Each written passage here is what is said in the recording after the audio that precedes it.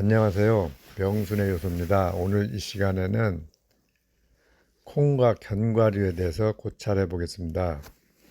명수식 섭성에서 콩은 먹지 말아라. 특히 콩밥. 콩을 먹을 바엔 청국장이나 된장, 발효된 콩만 먹어라. 그리고 견과류는 전혀 먹을 필요가 없다. 이렇게 항상 이야기를 합니다.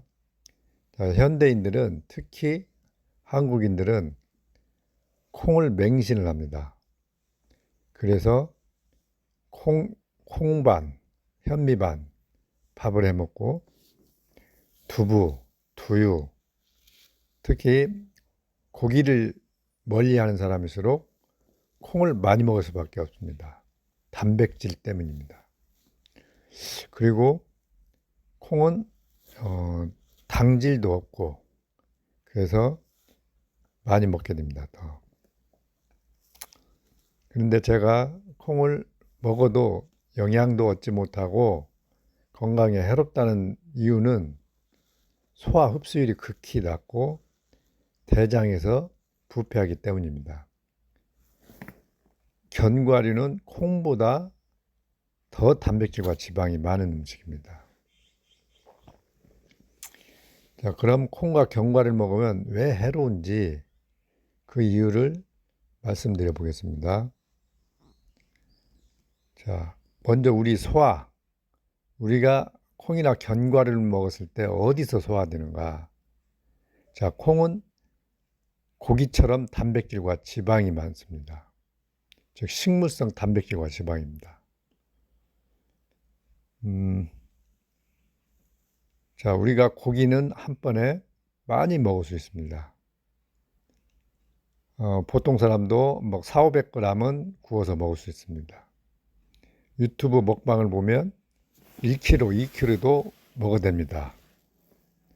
자, 그런데 콩은 어떻게 먹나요? 한 컵씩 먹나요? 밥에 몇 개 놓아 먹죠. 자, 콩이 영양가도 많고 그렇게 좋은 음식이라면 이왕이면 한 그릇씩 먹어야 되는데 밥에 몇 개씩 놓아 먹습니다. 그 이유는 소화가 안 되기 때문입니다. 즉 소화가 어렵다는 뜻이죠. 그럼 견과류는 더 적게 먹습니다. 하루 견과류 해가지고 몇십 그램 먹죠. 그럼 깨는 어떻게 먹나요? 아주 소량 먹죠. 양념으로. 우리가 흰쌀밥이나 고기는 많이 먹습니다. 소화가 쉬운 것은 많이 먹고 소화가 어려운 것은 조금 먹습니다. 자, 내가 콩을 먹었을 때 먼저 내 소화 효소가 그걸 삭혀야 됩니다. 소화라는 것은 물리적으로 분해하는 게 아니고 화학적, 즉 생화학 반응이라고 하죠. 그게 무슨 말이냐? 젓갈. 우리가 젓갈을 담으면 이게 곰 삭는다고 그러죠. 곰 삭으면서 물이 듭니다. 즉 분해되면서 액상으로 변하는 것을 이제 삭는다고 표현하는데 그게 바로 화학적으로 분해될 때 그런 일이 일어납니다. 즉 소화 요소가 그 고기에 닿는 순간 고기는 물이 되면서 액체 상태가 됩니다. 그래서 고기를 많이 먹어도 변해 안 보이는 것입니다.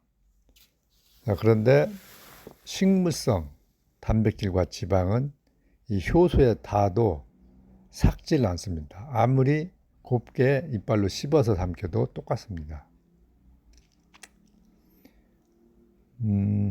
콩나물 대가리가 안 씹으면 그대로 나와버립니다. 그리고 깨도 마찬가지고. 이처럼 소화가 어려운 것은 소화 효소에 닿아도 이게 삭지가 않는 것입니다. 자, 소화라는 것은 이렇게 삭으면서 물이 되고 이 물이 된 상태에서 장벽을 투과해서 흡수가 됩니다.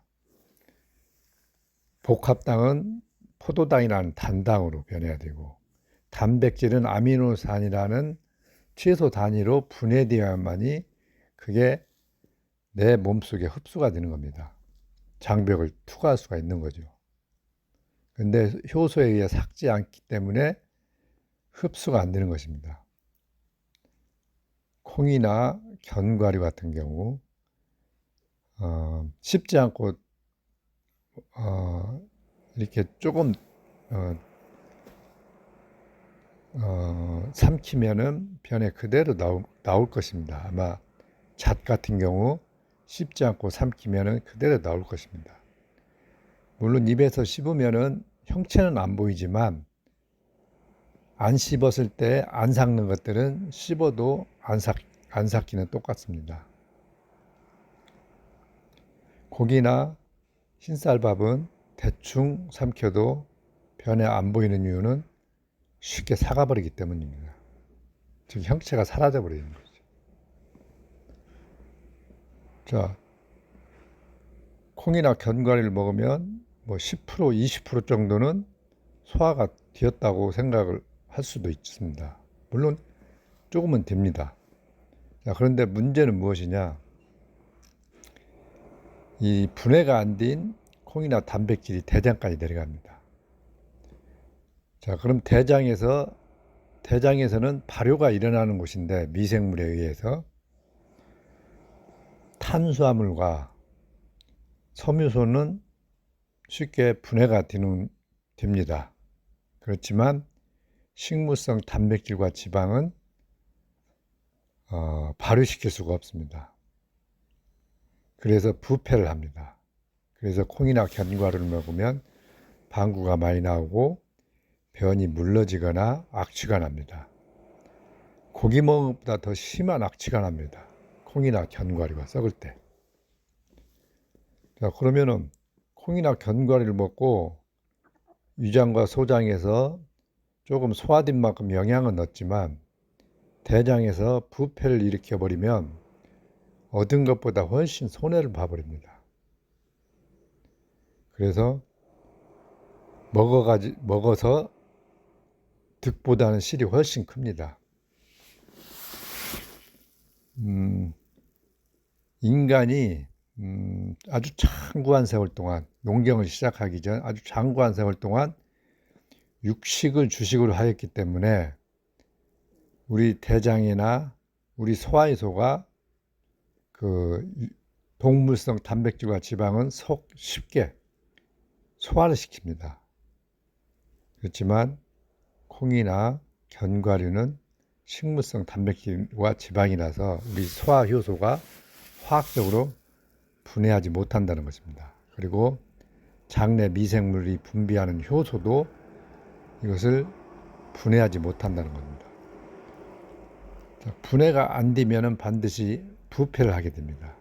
부패하면서 대장에서 유해균이 증식을 합니다. 그러면 유해균이 만들어내는 독소들이 방구입니다. 이 방구가 피를 오염을 시키고 대장 내 유익균을 죽입니다. 그래서 면역을 떨어뜨립니다. 그리고 이 콩이나 현미밥, 견과류, 생채소, 특히 생잎사귀들이 대장에서 부패할 때 이 식물이 가진 생화학 물질, 어떤 독소들이 있습니다. 렉틴이나 옥살산, 피틴산 이런 물질입니다. 이것들이 피 속으로 스며듭니다. 그럼 심한 피곤함이나 졸림을 만듭니다. 현미밥, 생채소, 콩, 견과류를 아주 집중적으로 먹는 사람일수록 심한 피곤함을 느끼고 시도 때도 없이 졸리고 특히 운전 중에 심한 졸림을 느낍니다. 녹즙이나 씨앗즙을 많이 먹어도 똑같은 증상이 옵니다. 그래서 저는 여러 사람한테 똑같은 이야기를 들었습니다. 이 음식을 집중적으로 먹으면서 운전하다가 심한 졸음으로 큰 사고가 났거나 사고가 날 뻔했다는 말을 똑같은 말을 합니다. 대장에서 부패하면서 신경을 피곤하게 만들기 때문입니다.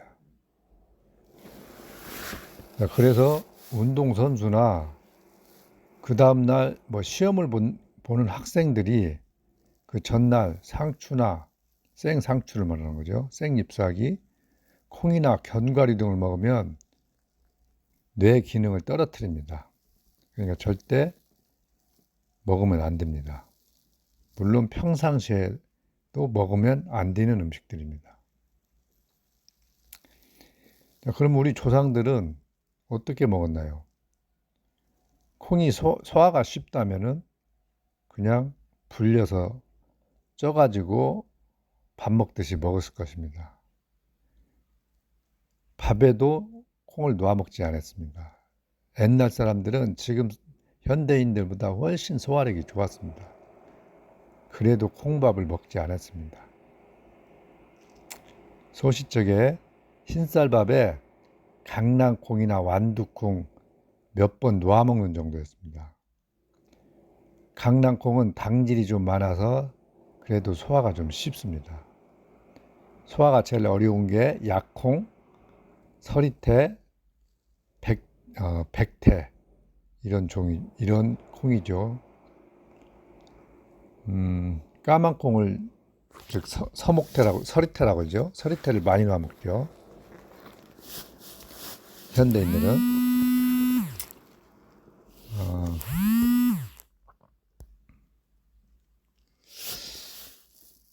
자, 우리 소시적에 다들 영양 부족으로 말랐습니다. 버즘도 많이 생기고 종기도 많이 생기고 정말 너무 못 먹어서 병이 났고 산모도 너무 못 먹어서 젖이 안 나왔습니다. 그럼 콩을 먹였나요? 견과류를 먹였나요? 붕어즙, 잉어즙, 개소주를 먹였지 콩은 먹지 않았습니다. 그만큼 콩은 먹어도 영양을 얻을 수 없기 때문입니다. 스님들, 고기를 안 먹은 스님들도 단백질이 부족했는데도 콩밥을 안 먹었습니다. 발효된 청국장이나 된장은 먹었어도 콩은 안 먹었다는 것입니다. 자, 그리고 모든 민족이 콩은 발효시켜서 먹었다는 것입니다. 왜냐하면 누가 가르쳐주지 않았는데도 콩을 단순히 쪄 먹으면 독소도 있고 소화가 안 되기 때문입니다. 즉 해롭다는 뜻입니다. 해롭다. 자, 여러분들 고기를 많이 안 먹는데도 가공식을 많이 안 먹는데도 방구가 많이 나온다. 그런 분은 틀림없이 콩이나 견과류, 생채소, 현미밥을 많이 먹는 분들입니다. 방구라는 것은 소화가 잘 될 때 나오는 게 아니고 대장에서 음식이 썩을 때 나오는 것입니다. 대장에서 음식이 썩고 있는데 무엇을 바라겠습니까? 좋은 소금, 좋은 기름, 유기농, 영양제 이런 것은 아무 의미가 없습니다. 대장에서 썩고 있는데 이런 거 백날 먹어도 그런 음식을 먹으면서 좋은 거 먹으면 같이 썩습니다. 더 최악은 현미 콩밥 먹으면서 고기도 먹고 생야채도 먹고 또 많이 먹는 것입니다.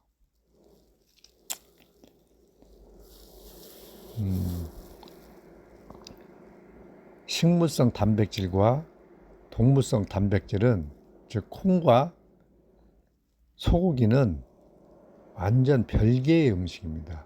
같은 단백질이라고 하더라도 콩을 밭에서 나는 소고기라고 하는 것은 마치 부시맨과 부시 대통령이 이름이 비슷하다고 해서 같은 형제라고 하는 꼴입니다. 콩은 선조들처럼 발효된 콩만 먹으면 소량 먹는 게 상책입니다. 자, 우리가 보리를 옛날에 어머니들이 한 번 쪄놨다가 2번 밥을 할 때 넣어서 2번 익혔습니다. 즉 2번 죽였습니다. 그래도 방구가 나옵니다. 소화가 안 되기 때문에. 자, 그럼 콩은 3번 죽였습니다. 한 번 익힙니다. 자, 청국장으로 발효를 시킵니다. 청국장 된장을 만들 때 무려 6시간을 삶습니다. 그 이유는 미생물이 발효하기 쉽도록 최대한 물러지게 삶기 위해서 그렇습니다. 어설프게 삶으면 미생물이 발효를 못 시킵니다. 그만큼 태생이 질긴 음식입니다. 콩은. 자, 익힌다, 장시간 찐다. 2번 죽였죠. 발효시킨 다음에 또 국을 끓여 먹습니다. 즉 3번을 죽입니다. 자, 그래도 청국장을 좀 많이 먹으면 방구가 많이 나옵니다. 낫또도 조금만 많이 먹으면 방구가 심하게 나옵니다. 그만큼 3번을 죽여도 어려운 것들입니다. 자, 된장이 그래도 1년 동안 발효시키죠. 1년 이상. 그래서 좀 소화가 쉽죠, 된장이.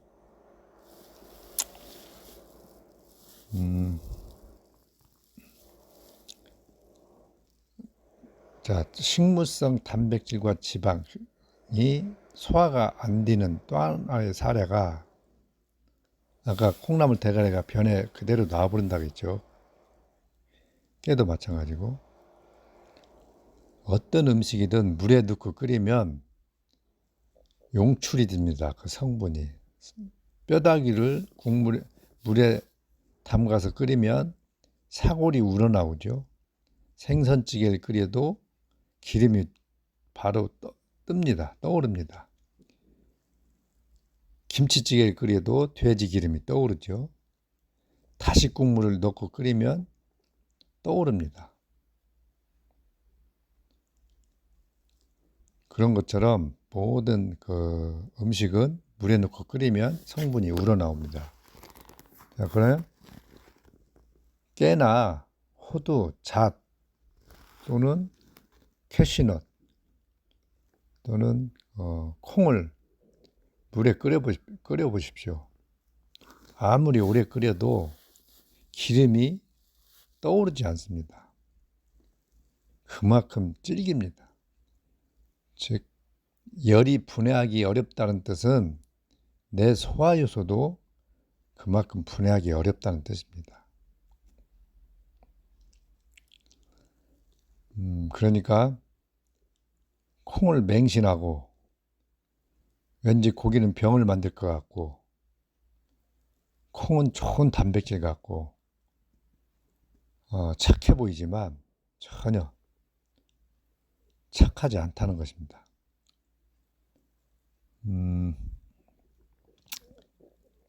그리고 생고기를 놔두면 2-3일이면 3-4일이면 금방 상하죠. 근데 콩이나 견과류를 놔두면 절대 안 상하죠. 그 이유도 미생물이 분해하기 힘들기 때문입니다. 자, 견과류는 대부분 또 볶아 먹습니다. 이 볶아 먹으면 아주 해로운 기름이 됩니다. 자, 콩을 쪄놓으면은 고소하지 않지만 땅콩이나 콩 기름이 들어있는 모든 것은 볶아 놓으면 고소해집니다. 깨도 마찬가지입니다. 자, 그러면서 쪄놨을 때는 금방 상하는데 볶아 놓으면 절대 상하지 않습니다. 1년이 가도. 즉 기름이 화학적으로 변해버렸습니다. 변해서 미생물이 분해하지 못하기 때문에 상하지 않는 것입니다. 자, 과연 그런 기름, 열을 가해서 산패한 그런 기름, 식용유도 마찬가지죠. 견과류, 아몬드 같은 거 볶아 먹지 않습니까? 이런 기름들을 먹었을 때 과연 우리 몸에 친화적으로 쓰이겠느냐? 전혀 이용 가치가 없고 괜히 혈관에 달라붙어서 해악만 줍니다. 그래서 견과류는 생으로 먹으면 소화가 너무 어렵고 볶거나 쪄도 소화는 어렵지만 볶아서 먹으면 취약입니다. 그래서 견과류는 전혀 인간 소화기가 감당할 수 없는 먹이다. 원래 인간 선조들의 먹지 않았던 음식이다. 그래서 미련을 버리는 게 낫습니다. 저도 견과류나 이런 콩을 오랫동안 먹었지만 정말 여러 번 부정적인 반응을 느끼면서 그게 먹어서 해롭다는 것을 알게 되었기 때문에 이런 말씀을 드리는 것입니다. 한번 유심히 살펴보십시오. 콩밥이나 콩, 견과류, 이 생채소를 먹은 날 변이 어떻고 내 컨디션이 어떤지 그건 여지없이 틀림이 없는 사실입니다. 그리고 많은 사람들이 똑같은 경험입니다. 소화기가 건강하고 그런 사람은 뭐 크게 차이를 못 느낄 수도 있지만 그런 사람도 그런 음식을 끊을 때 더 훨씬 좋은 컨디션이 됩니다. 자, 오늘은 콩과 견과류를 왜 먹으면 건강에 해로운지 말씀드렸습니다. 이상입니다.